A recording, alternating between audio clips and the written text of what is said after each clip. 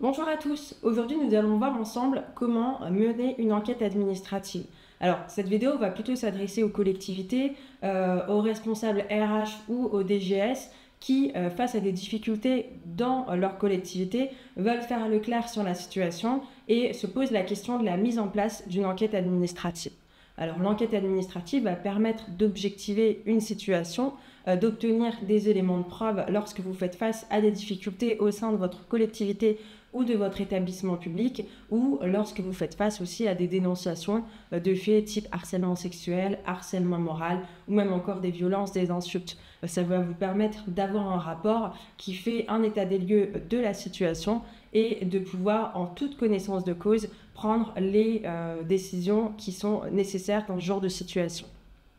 Donc la première chose à savoir sur une enquête administrative, c'est que vous n'avez aucune obligation légale de la mettre en place. C'est-à-dire qu'il n'y a aucun texte, aucune disposition légale, réglementaire qui impose à l'autorité administrative, lorsqu'elle a connaissance de certains faits, de mettre en place une enquête administrative au sein de son administration.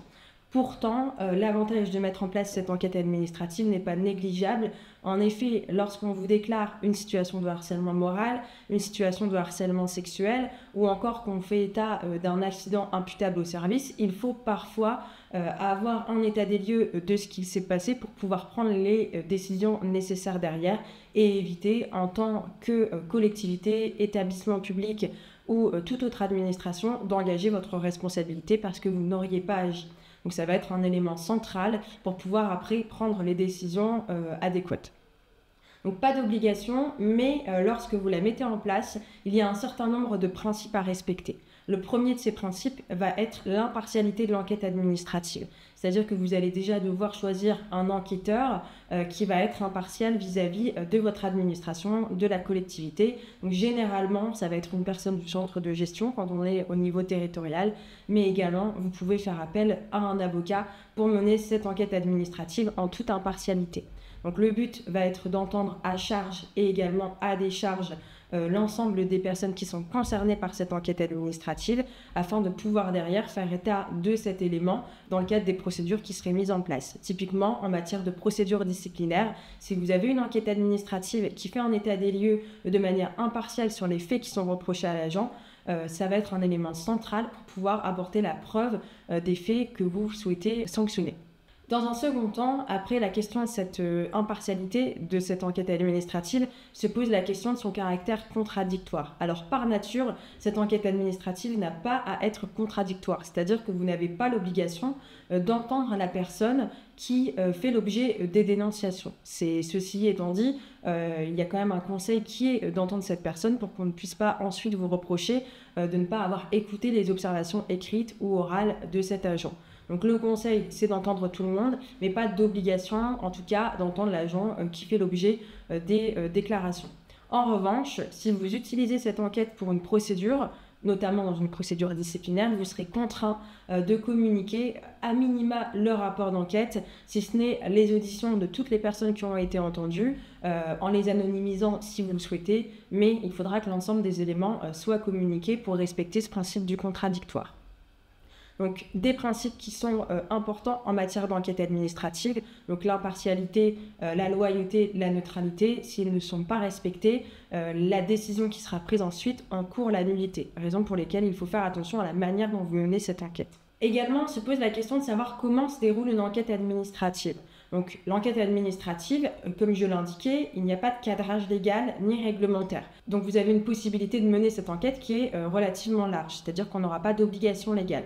En revanche, la première étape va toujours quasiment être la même, ça va être le choix de la personne qui va mener cette enquête. Donc, comme je l'ai indiqué, ça peut être un membre du centre de gestion, mais ça peut également être un avocat, un cabinet indépendant qui va venir au sein de votre collectivité, au sein de votre établissement public, mener un certain nombre d'auditions pour pouvoir ensuite rédiger un rapport donc avec des aspects juridiques et reprenant l'ensemble des éléments qui ont pu être constatés.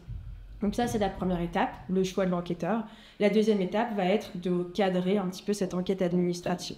Donc savoir où on part, qui on entend, comment, quelles sont les questions. Alors l'idée sera d'établir un formulaire type qu'on pourra utiliser pour interroger l'ensemble des personnes qu'on choisira d'auditionner. Donc généralement, on part de la victime, puis ensuite on entend toutes les personnes qui sont mises en cause dans le cadre des différentes auditions et qui pourraient être témoins des faits ou à minima relater certains éléments ou les corroborer. Donc ça permet d'avoir une liste des personnes à entendre et ensuite on passe aux auditions. Donc là, la personne que vous aurez choisie pour enquêter passera aux auditions, donc des personnes une par une avec ce questionnaire type qui aura été établi en amont pour rester impartial et neutre dans le choix des questions et dans la manière de poser les questions.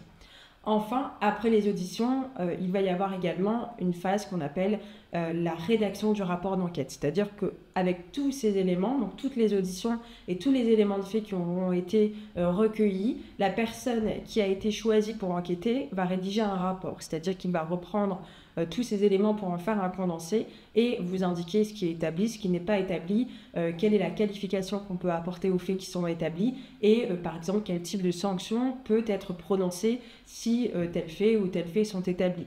Également, dans le cadre d'un accident imputable au service, il va pouvoir vous éclairer sur la possibilité ou non de reconnaître comme étant imputable au service l'accident et de déclarer l'agent en congé imputable au service. Donc ça, c'est un certain nombre d'aspects juridiques qui sont indispensables si vous menez une enquête administrative, c'est de pouvoir qualifier par la suite et utiliser cette enquête pour prendre les décisions nécessaires. Donc en conclusion, on va avoir un certain nombre de situations qui peuvent amener à mettre en place cette enquête administrative au sein de votre administration. Et l'important, ce sera la manière dont vous allez mener cette enquête, c'est-à-dire qu'il faut respecter ces principes d'impartialité et de loyauté pour pouvoir prendre les décisions nécessaires derrière et éviter d'engager la responsabilité de l'administration dont vous avez la charge. Pour la moindre question, si vous souhaitez que le cabinet vous accompagne pour mener ce type d'enquête administrative, n'hésitez pas à prendre rendez-vous et nous pourrons faire la lumière sur la situation que vous nous apportez. Merci.